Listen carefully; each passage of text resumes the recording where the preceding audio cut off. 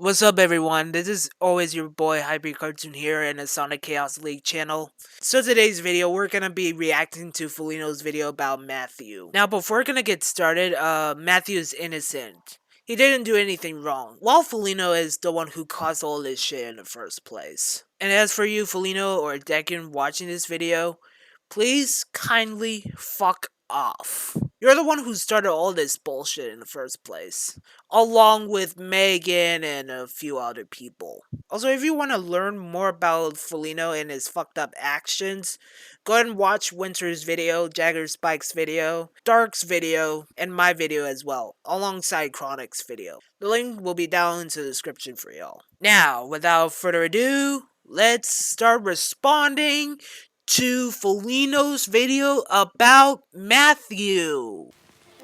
Matthew the Epic Blue Animator 2006, known by many simply as Matthew, might initially come off as a kind, fun-loving, and upbeat individual, especially if you're only familiar with the version of him he puts on display in public platforms. At first glance, he seems like the kind of individual who's supportive, approachable, and easy to be around. He presents himself in such a way that it's almost disarming, and to many individuals, that charm works. But what I've learned the hard way is that this surface-level individual doesn't tell the full story. Behind that friendly mask lies something far more troubling, something darker. And today, I'm going to be talking about all of it, every bit, every layer of manipulation, betrayal, and change that I've personally witnessed over the course of knowing him. Okay, let me get this straight. Matthew and I had a huge conversation back in 2024 when I told him that you, Felino, would ruin the piece because you are manipulating him alongside Crazy, Red Ball, and a few others. And did he seem like he listened to me back then? Fuck! No, he didn't listen because he's that desperate to even listen to my side that you will ruin the piece. Now, back in February 20th, 2025, which is obviously this year, which after I turned 17, Matthew, alongside Crazy, Red Bull, and a few others, finally, and I mean finally, listened. And they finally turned on him already. They finally did it. Hell, I'm even surprised that Matthew and his gang, and obviously his clan, listened. Even the KR. And guess what, Felino? I've secretly hated you all this time. Because I have a huge prediction that you're gonna fuck up again. And guess what? I was right. And I'm not the one who said it. Everyone else has the prediction that you would fuck up again. The truth is, Matthew and I share quite a bit of history. This isn't some distant acquaintance I'm talking about, no. At one point, we were close, really close. We had a solid friendship built on shared hobbies, late-night chats, and hours upon hours of gameplay. We bonded especially over Roblox, a game we both loved and invested so much time into. I can vividly remember us jumping into games together day after day, the three we played the most being Local Official, Greenville, and Murder Mystery 2. There were others, sure, but those three hold the most memories. Good ones, at least at the time. They were our digital playgrounds, our little escape. I remember showing Matthew all of my Roblox accomplishments, things I was genuinely proud of. After all, I'd been playing since June 2014, back when I was still just a guest, and I finally made an actual account in February 2015. That history meant something to me, and I thought it meant something to him too. For a while, it felt like it did. I had even trusted him enough to talk about some serious things, things I hoped he could grow from. There were moments when he did listen, he understood. He even changed for the better, or so I thought. But as time went on, something in him began to shift. It wasn't instant. It crept in gradually, like a shadow getting longer and darker as the sun sets. The turning point came when I made the decision to speak up about someone named Xenox, who had been acting disturbingly creepy towards another individual named Chokus. Well, about Xenox being creepy to Jokus, it wasn't that bad because he took accountability for it and he knows better. I exposed Xenox because it was the right thing to do, because staying silent would have made me complicit. But instead of standing with me, instead of supporting someone who genuinely cared about the individuals involved, Matthew turned on me. Without hesitation, he chose to side with the one causing harm. Let me say this, and I'm gonna say this in the best way. Xenox shit-talked your music, right? Then why are you going after him all because he shit-talked your music? And guess what, Felino? I'm also gonna be shit-talking your music. "Hey, Felino, your music's so trash, stupid, and idiotic." And what Matthew said here, Xenox is and was the final straw. And also, why did you even forgive us in the first place? Because you would know that we would fuck you over again, and then you started to fuck over with us again. It was justified because of your fucking actions. So don't blame us every day by saying, "Oh, the Karen AIS are the ones who started this shit in the first place." Consequences and jokes on you, motherfucker. Because you chose to fuck with us, and you had the nerve to make us look bad. That moment, it changed everything. That choice alone reveals so much about Matthew's priorities, his values, his judgment, and the individuals he chooses to protect. And this wasn't just one misstep. It was the start of a pattern, a deep unraveling of who he truly is underneath that well-crafted image. And trust me, there's a lot more to say, so let's begin peeling back the layers. This is only the beginning.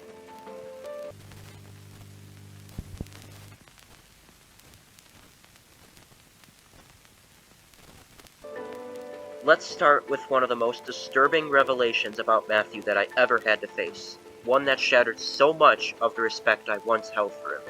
It might sound unbelievable at first, even absurd, but unfortunately, it's true, and I wish it wasn't true. This is something he said himself, something he stood by. Matthew, the individual I once considered a close friend, is a known supporter of animal cruelty. That's actually pretty ironic at the same time because you call one of my guys named N All Films, shout out to him, goes up to his channel by the way, a zoo status over him joking about eating cats, which has nothing to do with animal cruelty. Keep in mind, Films is Asian, and he joked about it without any animal cruelty intent. I mean, if you're just gonna call people Sue status over them joking about eating animals or something like that, you would know that they will correct your dumbest logic. If you're wondering what kind, I'm talking about the kind that involves actively joking about, condoning, and even fantasizing about eating cats and dogs. Yes, you heard that right. Cats and dogs. Months ago, he openly admitted that he saw nothing wrong with turning beloved pets, our companions, our friends, our furry family, into soup. He thought it was okay, normal, justifiable. And when a then 15-year-old named Wind jokingly offered raw dog meat, Matthew, who was nearly 19 at the time, didn't recoil, didn't reject it, didn't call it out. No, he agreed to it, willingly, casually, like it was no big deal. As if what he was supporting wasn't something utterly vile, immoral, and deeply heartbreaking to anyone with even a silver of compassion. At least it's not so sad as you think. If you willingly to joke about eating cats or dogs or something like that, you would have to know that you have nothing to do with animal cruelty. It's just a joke. It can't be that bad, so don't take it so personally. Now, let that sink in. This wasn't just an edgy joke, and even if it had been, that wouldn't make it any less disgusting. Individuals love to say things like, "Oh, it was just one comment," or "he apologized, so let it go." But no, that doesn't work here. Not when the thing you're joking about is turning innocent animals into food. Not when it's something so vile, so deeply against everything I stand for. And Matthew didn't even stop there. He doubled down on it. This was more than a tasteless slip-up. It was a glimpse into a pattern, a mindset that's dangerous, and honestly, sickening. And what makes all of this hurt on an even deeper level is what came before it. Because not too long before he revealed this side of himself, Matthew and I actually bonded over a sweet little Roblox cat game. A cat game. We spent hours there, and at the time, I remember feeling this sense of warmth, like we both shared something wholesome, gentle, and beautiful. He even made a cat-themed avatar for himself. He chose to present himself as a feline in a digital world, where we both got to live out this fun, cozy, cat-like life together. But that version of him, it's long gone. Now he's become someone I can only describe as a monster. Someone who doesn't just dismiss empathy for animals, but actively mocks it. I mean, what's the whole point? If you're just gonna get out of your ass and straight up to everyone and say some bullshit like, "Oh my god, you're a stupid suicidist for joking about eating cats and dogs." Again, they're gonna correct your dumbest logic. I mean, you're almost 20. You shouldn't be acting like this at the age of almost 20, even though you're still 19. But you're almost 20. Like, you're almost a full grown up now. Even if you turn 21, you would still be grown up. He threw all of that away. He discarded it like it never mattered. And to say it's sickening doesn't even begin to cover it. It's devastating. It's enraging. It's evil. I make this very clear. I am, and have always been, a fierce and unapologetic supporter of animals, especially cats and dogs. They are more than just pets. They are companions, loyal souls who bring joy, healing, and love into this world. They deserve to be cherished, adored, protected, not slaughtered, not boiled, and not eaten. Anyone who thinks otherwise, who even entertains the idea that it's okay to consume innocent creatures like that, is in my eyes an abomination. There is no excuse, no backpedaling, no oops, I didn't mean it that way. And yes, I know, he's tried to save face. He's tried to say, I'm sorry if I offended anyone. But that kind of hollow, watered-down apology means nothing when the damage is already done. When your actions and your choices reveal your true values, no amount of public damage control can erase what you've shown yourself to be. Once you've revealed that you're willing to joke about harming animals, or worse, actually support it, that stain never washes out. Individuals like this can't change. Once someone makes it clear that they're fine with animal cruelty, I can no longer see them as anything other than dangerous. Because that mindset, the normalization of violence against the innocent, is just as revolting as other unspeakable acts like zoophilia. Yes, I said it.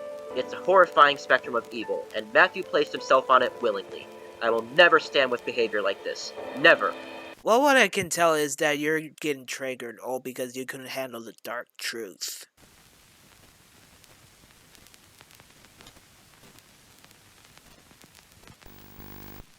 Let's now talk about something that also absolutely cannot be ignored or swept under the rug. Because when someone chooses to downplay or excuse something as serious and traumatizing as sexual assault, especially when it involves a child, that tells you everything you need to know about who they truly are. And Matthew, he made it loud and clear. Matthew is a pedophile sympathizer, and that's not just an insult. It's based on his own words and the stance he chose to take. It involved a 23-year-old adult laughing at a joke about sexual assault directed at a 14-year-old child, and instead of seeing that as the vile, unacceptable behavior it is, someone, almost 18 years old, said it didn't matter. That alone is horrifying. But what's even more horrifying is that Matthew defended this scenario. Do you know what's funny and ironic? You, on the other hand, Felino, have also defended Megan, who told me to cut myself 9 times, and tried to justify it as if she did nothing wrong at all. He argued that this situation was somehow forgivable. He didn't label it as instantly disqualifying, as irredeemable, or as something that should never be tolerated under any circumstance. Instead, he opened the door to forgiveness, for a scenario where a legal adult made light of a sexual assault involving a child. And let me remind you, Matthew was already 18 when he said this. An adult. Someone who should have fully grasped the gravity of what was happening. And yet, he stood on the wrong side. He made it crystal clear that to him, this didn't cross the line far enough to be considered unforgivable. But let me make this clear for everyone listening. There are some things in life that should be universally condemned. Some acts that, regardless of context, intent, or apology, are always wrong. And laughing at or defending anything that even remotely involves the sexual assault of a minor is one of those things.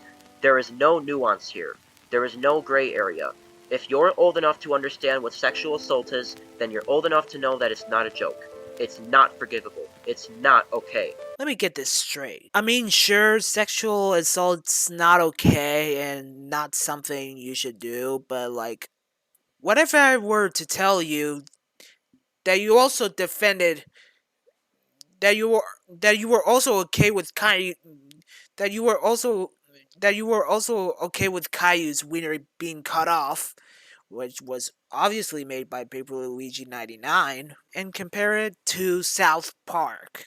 And you, on the other hand, have said that pedophilia is a disorder. Think twice, because you're wrong. Not everything on Google or AI is true. So you should definitely know that not everything on Google or AI is true. And let's not forget that you said that people are born pedophiles. Like, bro, you gotta be kidding me! My apologies for the yelling, it's just that I'm pissed that Felino said that people are born pedophiles.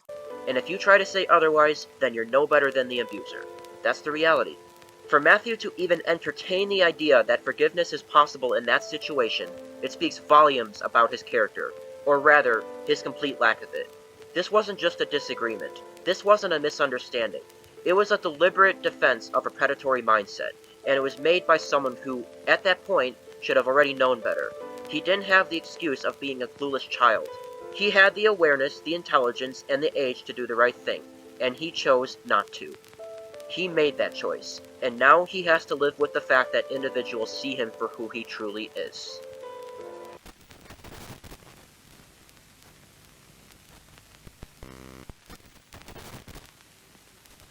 Now, let's talk about something that, frankly, made my skin crawl when it happened, and still does to this day. Because aside from his disturbing views and defense of unforgivable behavior, Matthew has also acted in ways that are outright creepy, wildly inappropriate, and shockingly irresponsible, especially considering how close he was to adulthood when it happened. At one point during our interactions when I was confronting him in 2023, Matthew deliberately brought up and referenced a pornographic site in a chat where a 13-year-old child named Call Me Fen was present. Call Me Fen would later turn 14, but at the time she was still just 13.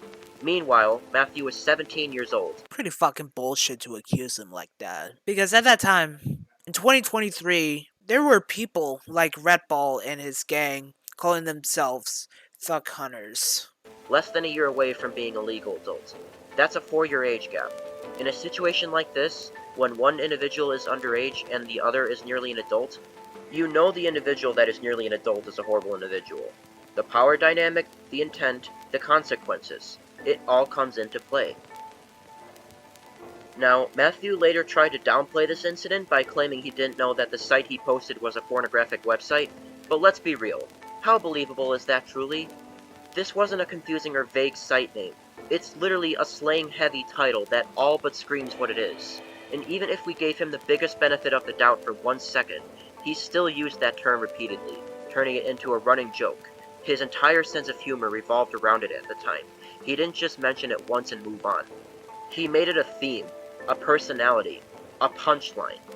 You'd think that someone who was only months away from adulthood would have done even minimal research before throwing around terms like that in front of children. You'd think he would have paused, thought twice, Googled it, something. But instead, he chose to lean into it, to joke about it constantly, without a single thought for how that might affect the younger individuals he was interacting with. And yes, I know some individuals are gonna say, well, he was just 17, maybe he didn't know better. But let me tell you something. At 17, you absolutely should know better. You're more than old enough to understand the concept of age-appropriate behavior. You're more than capable of realizing that referencing or joking about adult content around children is wrong. Look, buddy, none of us are perfect anyway. We sometimes can make mistakes and then we can own up to what we're guilty of and for. He wasn't some clueless little kid. He was almost an adult, and yet, he still did it. Whether it was ignorance, immaturity, or something darker, it doesn't change the fact that he exposed a child to adult content. It doesn't change how incredibly reckless, tone-deaf, and creepy it was. And it certainly doesn't undo the fact that he never took real responsibility for it. He just offered excuses, like he always does. And I'm sorry, but when you're almost an adult, I didn't know is no longer an excuse. It's a warning sign.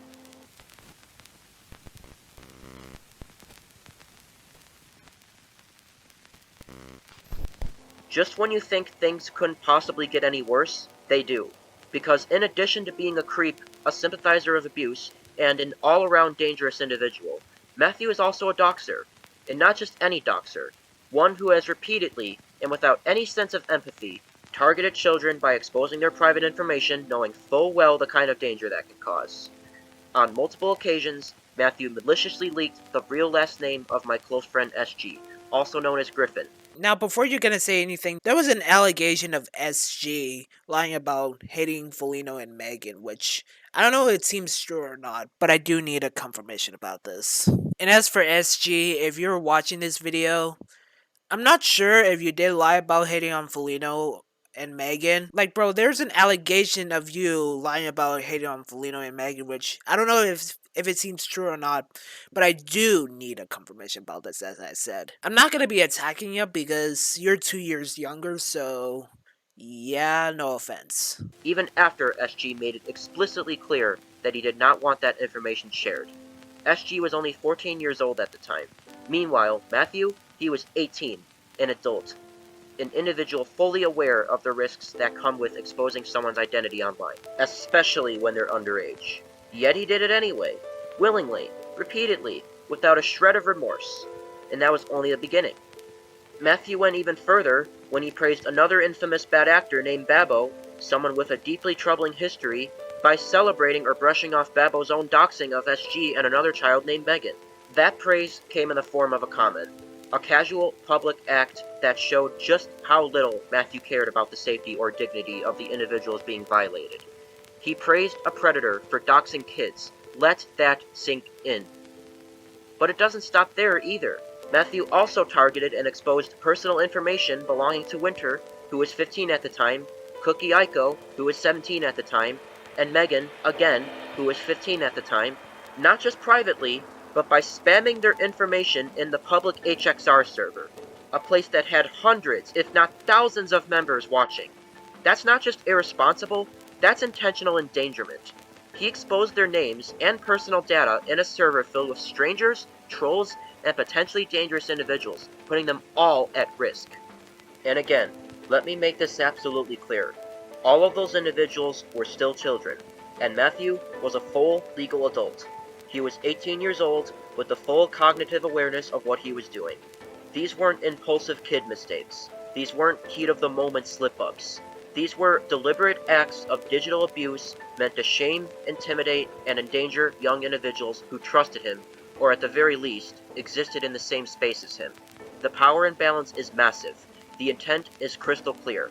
He didn't care who got hurt. And what makes it even worse is that no matter how many individuals called him out, no matter how many children were affected, Matthew never truly took accountability. He deflected, he made excuses, and the damage was already done. Let's call this what it really is. Matthew is a child doxer. He is an endangerer. Again, that's pretty fucking ironic. Because you, on the other hand, Felino, have endangered minors yourself. So, do me a favor, quit being so fucking ironic by saying, oh, someone is a child endangerer. He is a digital abuser. And the fact that he was 18 when all of this happened makes it not only disgusting, it makes it criminally cruel.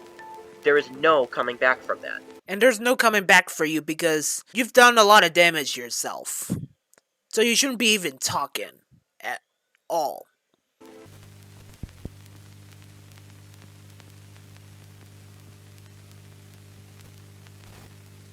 As if everything up to this point hasn't already made Matthew's lack of morality disturbingly clear, there's another layer to his behavior that cannot be overlooked, and that's his willingness to stand by and do absolutely nothing in the face of real targeted abuse, and even worse, to laugh at it.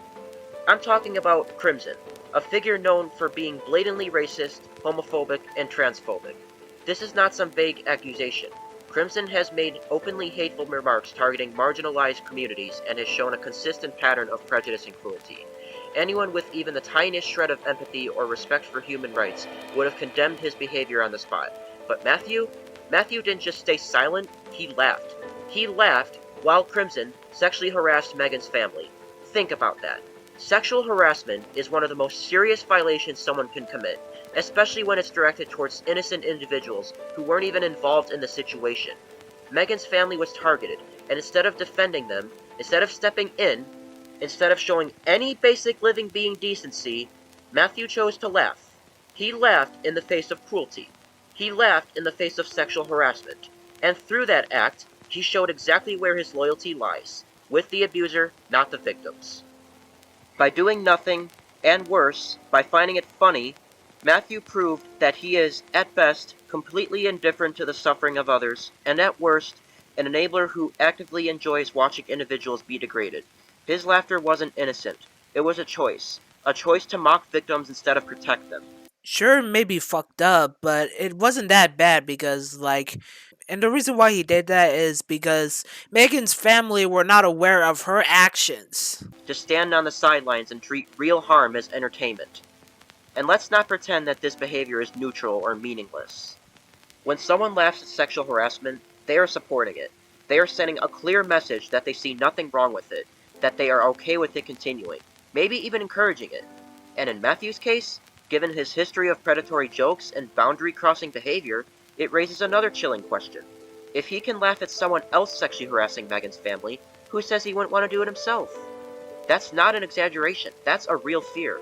When someone shows they find this kind of violation amusing, when they defend or minimize abusers, when they repeatedly stand beside toxic individuals like Crimson and say nothing, they are complicit. They are participating in the harm, even if they never type the words themselves. Matthew's actions here, or rather his lack of action, paints a dark picture. He is not someone who merely didn't want to get involved. He is someone who chose to be a spectator to someone else's pain and laughed about it. There's a word for that. Sick.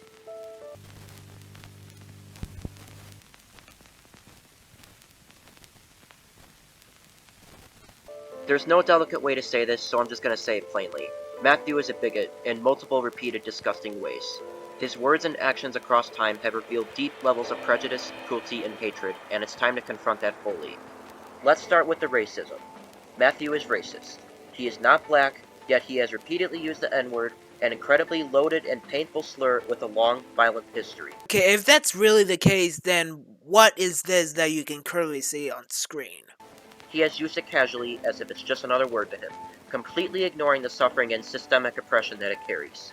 And when confronted about it, instead of apologizing and learning, he tried to excuse himself by claiming he's part Native American. But let's be absolutely clear. Being Native American does not make it okay to say racial slurs targeting those that are black. These are two completely separate communities we are talking about, with different histories of marginalization, and pretending that being from one gives you a pass to harm another is not just ignorant, it's deeply disrespectful.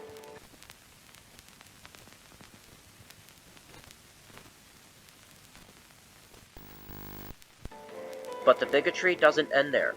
Matthew is also homophobic. He has used the F-slur, a word historically used to dehumanize and torment homosexual individuals, while also not being homosexual himself. Okay, I don't even know what the fuck are you even talking about homophobia or even self-racism, but all I can tell is you're acting like a total idiot and a fucking snowflake. Like, bro, you should get a job. You're almost in your fucking 20s, so what's the whole point? One of the individuals he used it against was my former friend Maddie, who, regardless of her later actions, did not deserve to be called that slur. And let's be real here, it doesn't matter if someone turns out to be problematic or flawed. The usage of slurs is never justified. Bigotry is bigotry, and throwing around slurs like that just reveals how comfortable Matthew is with using hate speech when it suits him.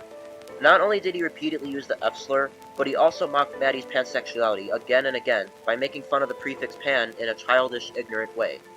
He acted as though the pan prefix meant she was attracted to literal kitchen pans, turning her identity into a joke.